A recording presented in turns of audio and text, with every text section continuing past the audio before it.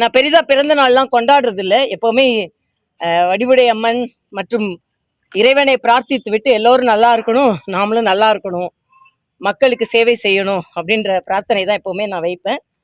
அது மட்டும் இல்லை, இன்னைக்கு தெலுங்கானா உதயமான நாள், தெலுங்கானா ஃபார்மேஷன் டே. என்னோட பிறந்த நாளும் தெலுங்கானா உதய நாளும் ஒரே நாள் வர்றதுனால காலையிலிருந்தே தெலுங்கானா மக்கள் எனக்கு காலையிலிருந்தே தொலைபேசியில் வாழ்த்து சொன்னாங்க. அதனால தெலுங்கானா உதய தினத்திற்கு தெலுங்கானா மக்கள் அனைவருக்கும் எனது மனமார்ந்த வாழ்த்துக்களை நான் தெரிவித்துக் கொள்கிறேன். தமிழ்நாட்டில் இன்னும் நேற்றைய தினம் முதலமைச்சர் அவர்கள் திருச்சி சென்றிருந்தார்கள். அவர்கள் இன்னும் தேர்தல் பிரச்சாரம் அந்த மூடுல இருந்து இன்னும் வெளியே வராத மாதிரி தோன்றுகிறது. முதலமைச்சர் ஆயாச்சு, மக்கள் உங்களுக்கு வாய்ப்புகளை கொடுத்திருக்கிறார்கள், வாழ்த்துக்களையும் கொடுத்திருக்கிறார்கள். ஆனா உடனே போர்க்கால அடிப்படையில் பெண்களின் பாதுகாப்பு, இங்க நீங்க இந்த கோயம்பேடு வழியா தான் நான் வந்தேன். கோயம்பேடுல பட்ட பகல்ல கார் ஏத்தி ஒரு இலங்கை பெண் கொல்லப்பட்டிருக்கிறார். மிக இளம் வயது பெண். அவர் பார்ல உள்ள பிரச்சனை, அங்க பார் பிரச்சனை, அந்த பார்ல உள்ள பிரச்சனை வெளியே வந்து அவர் கொலை உண்டு இருக்கிறார். இதையெல்லாம் நம்ம சாதாரணமாக எடுத்துக்கொள்ள முடியாது. ஏதோ நான் 20 நாள் தான் ஆச்சு, 6 மாசம் யாரும் பேசாம இருக்கணும்னு சொன்னீங்க அப்படின்லாம் நாம வந்து அதை ஒரு எக்ஸ்கியூஸா எடுத்துக்கொள்ளவே முடியாது. எதிர்கட்சிகள் சொல்லத்தான் செய்வாங்க. ஆனா முதலமைச்சர் அவர்கள் குறிப்பாக பெண்கள் பாதுகாப்பில் இன்னும் அதிக கவனம் செலுத்த வேண்டும்.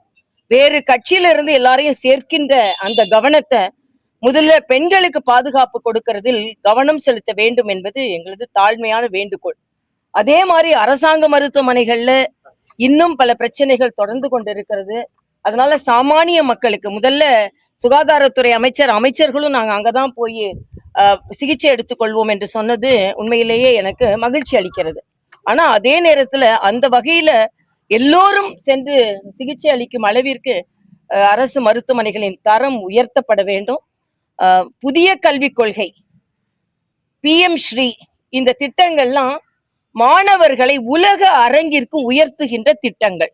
ஆக இந்த திட்டங்களை அரசியல் நோக்கத்தில் பார்க்காமல் மத்திய அரசின் நல்ல திட்டங்கள், இன்னும் சொல்ல போனா விஸ்வகர்மா திட்டம் என்று ஒரு திட்டம் இருக்கிறது. 8 லட்சம் பேர் தமிழ்நாட்டில இருந்து பதிவு செய்திருக்கிறார்கள். 8 லட்சம் பேர் யாருன்னா சாமானிய மக்கள், கைவினை கலைஞர்கள். தங்களுக்கு உதவி வேண்டும் என்று அப்ளை செஞ்சிருந்தாங்க. ஆனா சென்றைய திமுக அரசு அரசியல் காரணங்களுக்காக அந்த 8 லட்சம் பேருக்கு தமிழ்நாட்டிற்கு கிடைக்க வேண்டிய உதவி மறுக்கப்பட்டு விட்டது. அதனால இந்த அரசு, மத்திய அரசின் எந்தெந்த திட்டங்கள்லாம் தமிழக மக்களுக்கு பலன் தருகிறதோ அதையெல்லாம் கொண்டு வர வேண்டும் என்று அந்த வேண்டுகோள். இன்னைக்கு பாத்தீங்கன்னா சாலையோர வியாபாரிகளுக்காக ஒரு திட்டம் மரியாதைக்குரிய பாரத பிரதமர் கொண்டு வந்தார். அது 2030 வரை நீட்டிப்பு செய்திருக்கிறார்கள். ஏறக்குறைய 4.5 லட்சம் சாலையோர வியாபாரிகள் தமிழ்நாட்டில் மட்டும் பலனடைந்திருக்கிறார்கள். இது மிகப்பெரிய பொருளாதார புரட்சி. ஆக இதையெல்லாம் வைத்துக்கொண்டு பிரதமர் எதுவும் செய்யலை என்று சொல்வதை இனிமேல் மக்கள் ஒப்புக்கொள்ள மாட்டார்கள். அதனால இன்னைக்கு கூட நீங்க பாத்தீங்கன்னா அமெரிக்க வெளியுறவுத்துறை அமைச்சர் வந்திருக்கிறார், இன்னைக்கு மியான்மர் அமைச்சர் வந்திருக்கிறார். நம்ம கட்சி, நம்ம நாட்டின் எல்லைகள் பாதுகாப்பாக இருக்கிறது என்று அமித்ஷா சொல்லி இருக்கிறார். ஆக நாடு பாதுகாப்பாக இருக்கிறது. ஆனால் தமிழ்நாட்டில் இந்த புதிய அரசு இன்னும் டேக் ஆஃப் ஆகணும் அப்படின்றது எனது கருத்து. பிளாக் அண்ட் ஒயிட்ல தான் இருக்கிறேன் அப்படின்னு சொல்றாரு. பிளாக்கா ஆயிடக்கூடாது, எதுவுமே ஒயிட்டா இருந்தா பரவாயில்ல, அதையும் நீங்க கவனத்தில் செலுத்த வேண்டும். அதனால பிளாக் அண்ட் ஒயிட்டா இருக்குதா, ஒரேடியா பிளாக்கா போகுதா, இல்ல மக்களுக்கு தெரிந்த மாதிரி ஒயிட்டா இருக்குதா, இதையெல்லாம் கவனம் செலுத்த வேண்டும் என்று நான் கேட்டுக்கொள்கிறேன். முதலமைச்சர் நிர்வாகத்துல அமைச்சர்களை எல்லாம் அழைத்து இன்னும் அதிக கவனம் செலுத்த வேண்டும் என்பது எனது கருத்து. டீசல் விலையை பொறுத்த மட்டும் அனைவருக்குமே தெரியும். நீங்க உலகத்துல உள்ள பட்டியலை பாருங்க, அதுல பட்டியல்ல நிச்சயமா நம்ம இந்தியாவில குறைவா தான் இருக்கு. நான் மக்கள் மீது சுமை இல்லைன்னு நான் சொல்ல மாட்டேன். ஆனா உலக அரங்குல போர் சூழல் நிலவி கொண்டிருக்கும் போது எவ்வளவுக்கு எவ்வளவு அதை மக்கள் சுமையை குறைக்க முடியுமோ அந்த அளவுக்கு தான் குறைத்திருக்கிறார்கள்.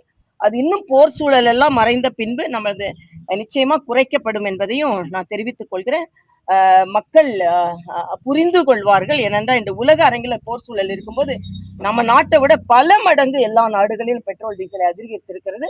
அதனால்தான் பிரதம அமைச்சர் சொல்றாரு, எல்லாம் சிக்கனமா இருங்க, எல்லாரும் ஒரே கார்ல போங்க அப்படின்னு சொல்லி கொண்டு இருக்கிறார். அதனால நம்ம எல்லாம் சிக்கனமா இருக்கணும். அதே நேரத்துல பிரதமர் நம்மை பார்த்துக் கொள்வார். நிச்சயமா சரி பண்ண முடியும். ஏன் முடியாது? போன 5 வருஷமா அப்படியே சரி பண்ணாமலே அப்படி இல்லைங்க. 20 நாள்ன்றது ரொம்ப நீளமான காலங்கள் தான், போதுமான காலம் தான். சரி பண்ணிருக்க வேண்டும். தினம் தினம் மக்களுக்கு ஒவ்வொரு நாளும் முக்கியமான நாள் தான். அதுக்குன்னு உங்களுக்கு விண்டோ பீரியடு லீவ் பீரியட் எல்லாம் கொடுக்க முடியாது. அரசாங்கம் எடுத்துக்கிட்டா நானும் அட்மினிஸ்ட்ரேஷன்ல இருந்திருக்கேன். அண்ணாமலை கட்சி ஆரம்பிச்சா